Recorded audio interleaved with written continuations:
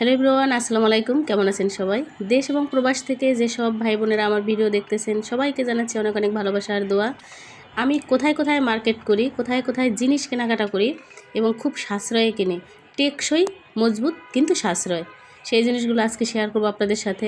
কিছু কৌশল আছে জীবনে অবলম্বন করলে কিন্তু আমরা অল্প টাকায়ও সুন্দরভাবে জীবন চালাতে পারি। আমি একটা কাজের জন্য আসছিলাম বাহিরে, আমি এবং আমার হাজবেন্ড। তো তারপর ভাবলাম যে আমি যখন তখন যেভাবে যে কেনাকাটাগুলো সাশ্রয় করি ঘরের জন্য, তো সেই কেনাকাটাগুলো করে যেভাবে আমি চলতেছি বা কিভাবে করতেছি, অনেক আপুমনি ভাইয়েরা বলে যে আপু আমার তো অভ্যাস খুব খারাপ, চোখের সামনে যা দেখি তাই কিনতে মন চায় এবং টাকা খুব অপচয় করি। সত্যি কথা, এটা শুধু আপনারা না, আমিও করছি এক সময়, যে যা মন চাইছে চোখের সামনে দেখছি সেটাই কিনছি। যেমন ধরুন, চোখের সামনে যে কোনো একটা জিনিস দেখছি, যে এই ভ্যানটা দেখছি, এখান থেকে কিছু নিতেই হবে, মানে এরকম একটা অভ্যাস। ব্যাগে টাকা আছে মানে আমার অভ্যাস যে কিছু একটা দেখবো, পছন্দ হয়েছে, লাগুক না লাগুক, ঘরে কোথায় রাখবো সেটাও জানি না, কিন্তু কিনতে হবে।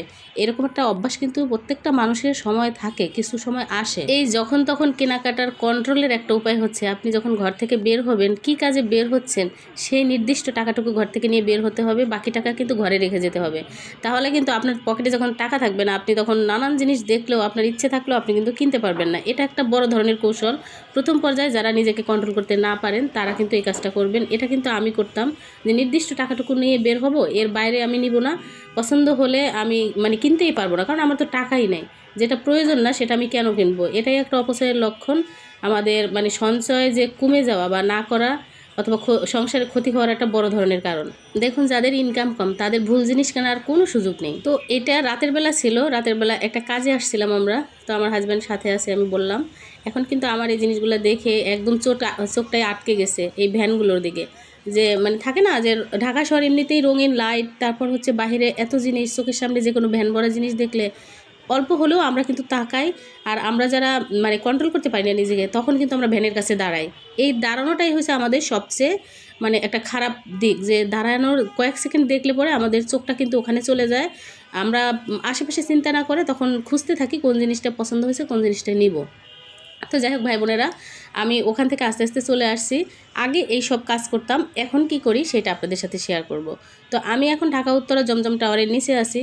আমি আপনাদেরকে বলবো, আমি যখন কেনাকাটা করি তখন কিন্তু যখন বড় ধরনের কোনো অকেশনে যাই বা কোনো প্রোগ্রাম পার্টি, ঈদ উৎসব বলেন, এইসব কোনো প্রোগ্রাম থাকলে তখন কিন্তু শোরুম থেকে কেনাকাটা করি। এবং সেটা নির্দিষ্ট কয়েকটা কাপড় চোপড়, যেমন ধরেন বাচ্চাদের একটা একটা করে, আমাদের একটা একটা করে, এইটুকুই জাস্ট আমরা শোরুম থেকে কিনি। আর বাকি কেনাকাটা আমি কোথা থেকে করি আপনাদের সাথে শেয়ার করি। এই যে দেখুন, এখানে কিছু কমফোর্টার আছে, এইগুলো কিন্তু বাহির থেকে চলে আসা। এখন অনেকে বলবেন সেকেন্ড হ্যান্ড, অনেকে বলবেন ইউজ। এটা আমি জানি না ভাই বোনেরা, ঠিক আছে? এটা ইউজ কিনা সেকেন্ড হ্যান্ড কিনা আমার জানা নাই।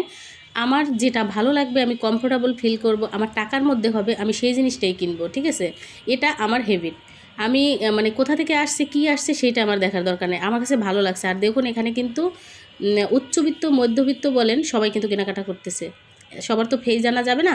তো আমি শুধু দূর থেকে দেখাইতেছি যে কোন কোন গেটআপের মানুষজন এখানে দেখে এবং এই জিনিসগুলো কিনে। তো আমি এই ধরনের জিনিসগুলো কিনি, খুবই সাশ্রয়ে কিনি, যখন যেভাবে আমার সুযোগ হয় আমি কিনি। এখন এই জিনিসগুলো যদি আমি শোরুম থেকে কিনি তাহলে কিন্তু আমার দ্বিগুণ টাকা লেগে যাবে বা তারও বেশি লাগবে। তো শোরুমে, কারণ ওদের স্টল ভাড়া দিতে হয়, ওদের কর্মচারী খরচ, সব কিছু মিলেই কিন্তু ওদের বেশি বিক্রি করতে হবে, এটাই স্বাভাবিক। আর এখানে কিন্তু দেখেন, ওদের স্টল ভাড়া লাগছে না, কর্মচারী হয়তো বা নিজেই যে বিজনেস করতেছে সেই দাঁড়িয়ে দাঁড়িয়ে বিক্রি করতেছে, তো সে অল্প টাকায় বিক্রি করবে, এটাই স্বাভাবিক। তো আপনাকে আগে নির্বাচন করতে হবে যে আমি কোথায় যাব, শোরুমে যাব নাকি আমি এই একই জিনিস ভালো মানের কোথায় পাওয়া যায় সেটা খুঁজবো। তো এই মার্কেটিংয়ের ক্ষেত্রেও কিন্তু আমরা মোটা অঙ্কের টাকা নষ্ট করি, যেটা আমরা না বুঝে শুনে। সবসময় আমরা বড় বড় শোরুম বা দোকানগুলো পছন্দ করি, কিন্তু এই একই জিনিস কিন্তু আপনি দেখবেন নানান জায়গায় নানানভাবে বিক্রি করে, যেটা কিন্তু আপনি খুঁজলেই পাবেন। দেখুন ভাই বোনেরা, মানুষ না পারে এমন কোনো জিনিস নাই। কন্ট্রোল নিজের হাতে, নিজের মানসিকতার উপর নির্ভর করে। দেয়ালে যখন পিঠ থেকে যাবে তখন এমনি কন্ট্রোল হয়ে যায় অনেকে, কিন্তু তার আগেও থাকতে যারা কন্ট্রোল হতে পারে তাদের সে ভালো অভ্যাস আর কিছুই হতে পারে না। তো এই যে দেখুন, এই জিনিসগুলো দেখলে আগে আমার একটা দুইটা কিনতেই হবে। এমন অবস্থা যে পকেটে টাকা আছে, বাইরে বের হয়েছি, পছন্দ হয়েছে, কিনতেই হবে, ঘরে যে পুরান আছে সে ফেলে দেব। এখন কিন্তু সেই কাজটা করি না। কীভাবে যে আল্লাহ তাআলা এত কন্ট্রোল আমাকে দিয়েছে আমি জানি না। এই যে দেখুন এখানে একটা বিষয় 20% থেকে 40% পর্যন্ত বিশাল মূল্য ছাড় শাইনপুকুর মুন্নু সিরামিক্সের।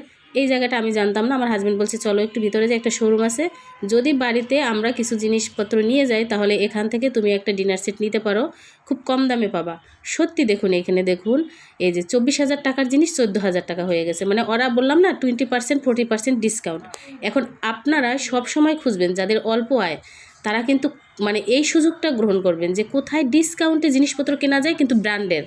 আমি বারবার বলছি ভাই বোনেরা, ডিসকাউন্টের জিনিস সবসময় খারাপ হয় না। আপনি ব্র্যান্ডের জিনিস দেখবেন সেটা পুরান হলেও অনেক ভালো থাকে, নতুনের চেয়ে কম দামি নতুন জিনিসের চেয়ে অনেক বেশি টেকসই থাকে।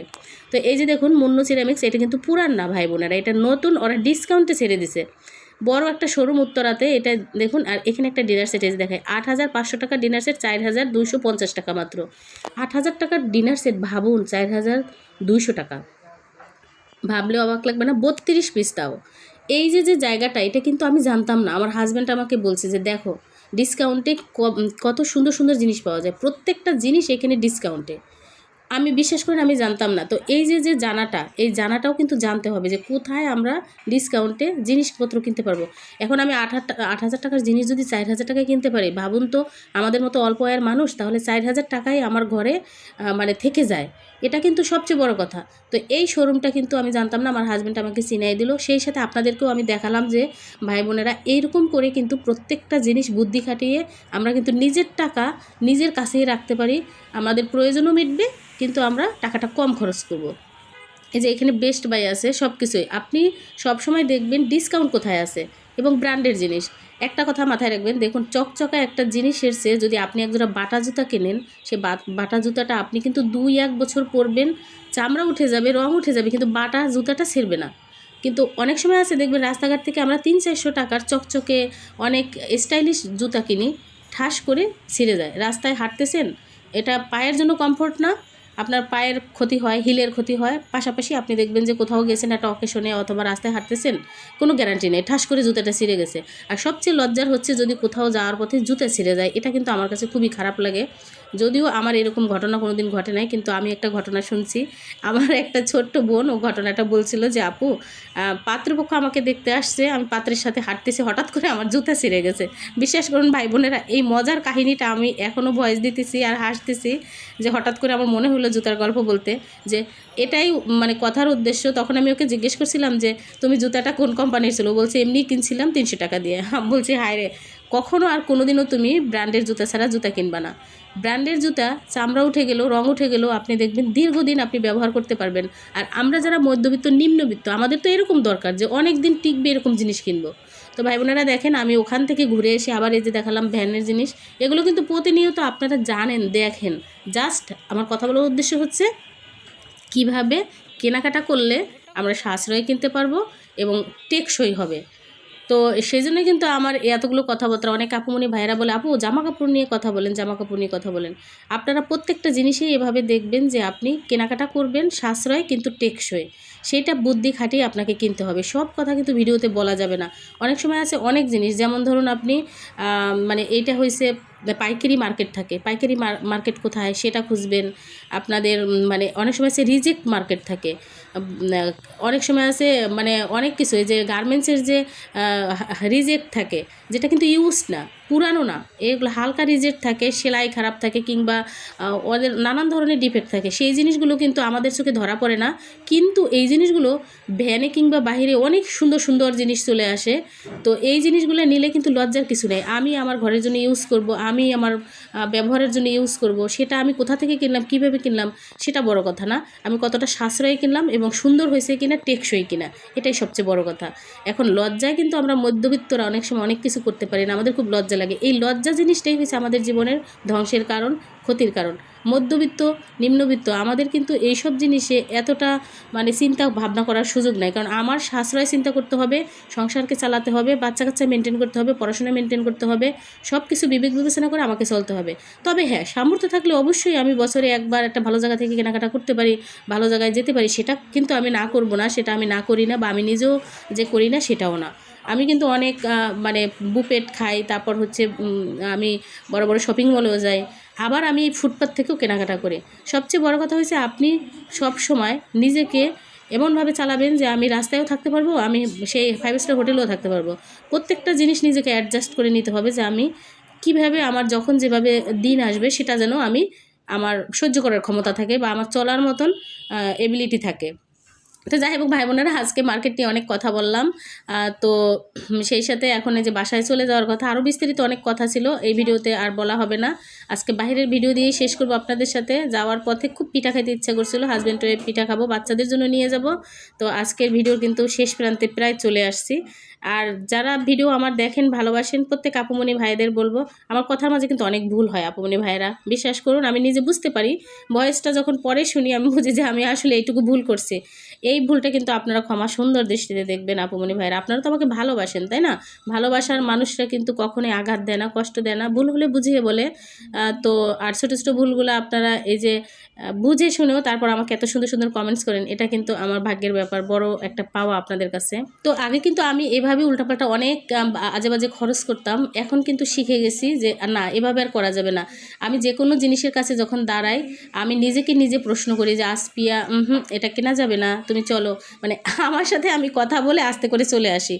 এইটা যতক্ষণ যার মধ্যে মানে না আসবে, হ্যাঁ, ততক্ষণ কিন্তু আপনি কিন্তু কন্ট্রোল মানে নিজেকে করতে পারবেন না। সবচেয়ে বড় কথা, অল্প আয়ে যদি ভুল শপিং করেন সেটা সরাসরি লস। যে কোনো জিনিস ভালো লাগছে, সুন্দর দেখায় আর টেকসই, এই দুইটা কিন্তু সম্পূর্ণ আলাদা কথা। জিনিস যদি টেকসই হয় তাহলে কিন্তু লং টার্ম আপনার মাথাটা ঠান্ডা থাকবে। দেখুন, কেনাকাটা মানে শুধু টাকা খরচ না, এটা একটা ছোট্ট এক্সাম। আর সেই এক্সামে আপনি কতটা ভালো করবেন সেটা একান্তই আপনার প্র্যাকটিসের উপর নির্ভর করে, আপনার মানসিকতার উপর নির্ভর করে। তো আজকে আর কথা বলবো না ভাই বোনেরা, ভিডিও থেকে বিদায় নেবো, শেষ প্রান্তে চলে আসছি। সবাই অনেক ভালো থাকবেন, সুস্থ থাকবেন।